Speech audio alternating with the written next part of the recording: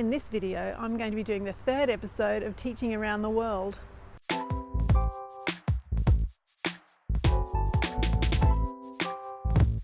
Hi everybody, it's Emma Jane here, EJ Kafooples from Kafoople Land, and I am doing the third video today in the Teaching Around the World series. I'm representing Australia, and if you've watched my other two videos, you will notice that it's actually spring here, and you can see the little leaves starting to appear on my liquid amber tree behind me.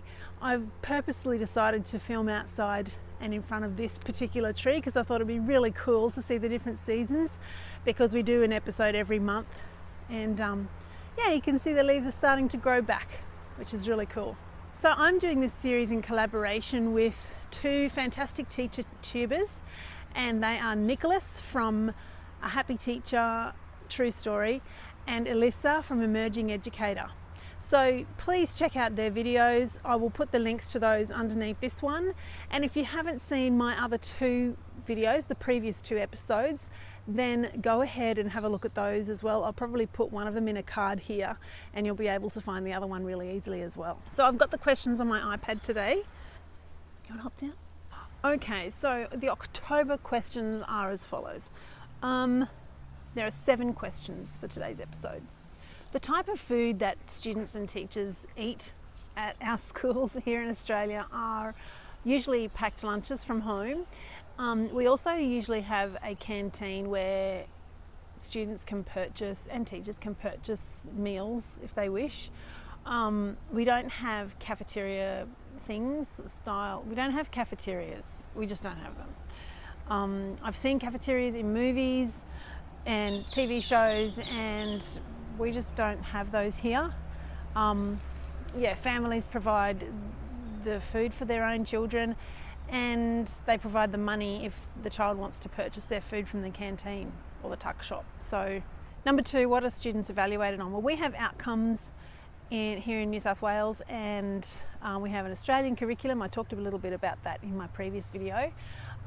If you can see me doing something weird here, I'm patting my dog, Molly, my golden retriever. I'll just show you her. She's super pretty. Look at her. She's just so gorgeous. Oh, she's putting her paw on my hand. Yeah, so we evaluate students based on those outcomes and how well they are achieving those outcomes. Grades are entered for my school in a computer system package, an internet-based computer package called Central, and it has all sorts of information on it, and we have marks book on it. We have a mark book on it, Central Mark Book, and we just put all of our grades or marks into that. Number 4, the types of grades that students can achieve. We're actually moving from numbers to grades more so now, because we've got new syllabi for English, and we've also got new advice on assessment. And so yeah, we're moving. I mean, that's for juniors. The senior students still have numbers. They get a percentage and they get a ranking.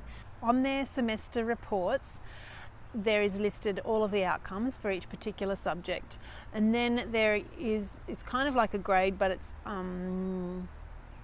a descriptor of how well they've achieved that outcome. Each teacher provides a comment on how well the student is progressing, and we're encouraged to always write something positive. Okay, punishments and sanctions vary. Obviously, we don't have corporal punishment, as we don't have physical punishment anymore. That went out with probably the 70s or the 80s, I think. But teachers don't have very many options left for punishments.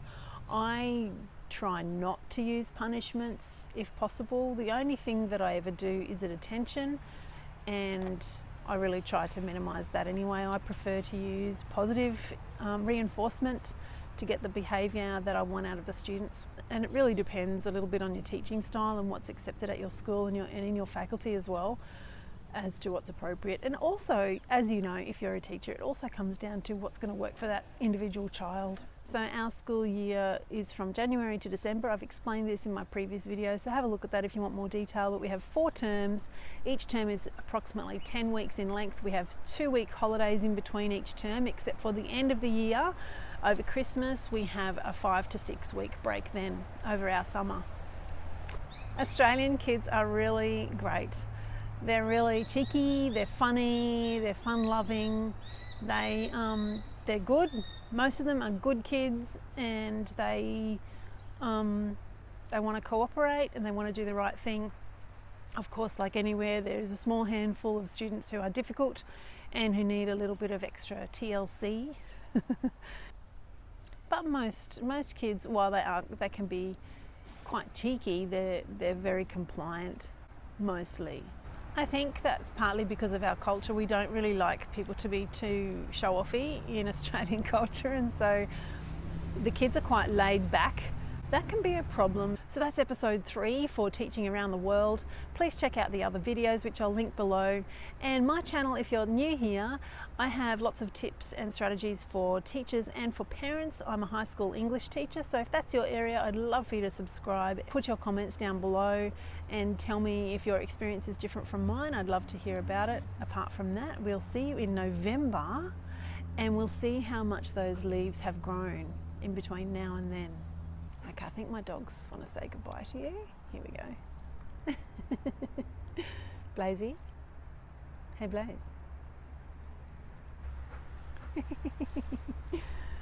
Come here. Here's my dog, Molly. Yeah. Yeah. Uh-huh. Here she is. Isn't she pretty? She's very regal. She's a princess. Aren't you, Mol? Hey, look at the camera. Oh, I love her white eyelashes. Hey, Blazy. I'll see you next time. Come here, Blazy. In this video, I'm going to be doing the 3rd episode. Oh, I've done it again.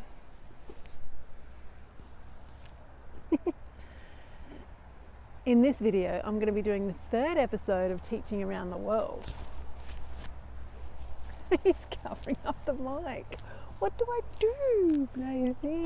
Oh, he's pushing on the mic. So let me change sides. There we go. How's that? Up. Yeah, where you go? You want to go? You can go.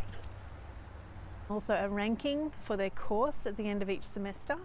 Excuse that fern, it's a little breezy today and the fern keeps blowing down into the screen, into the frame I should say. And to always write something that the student can improve on, or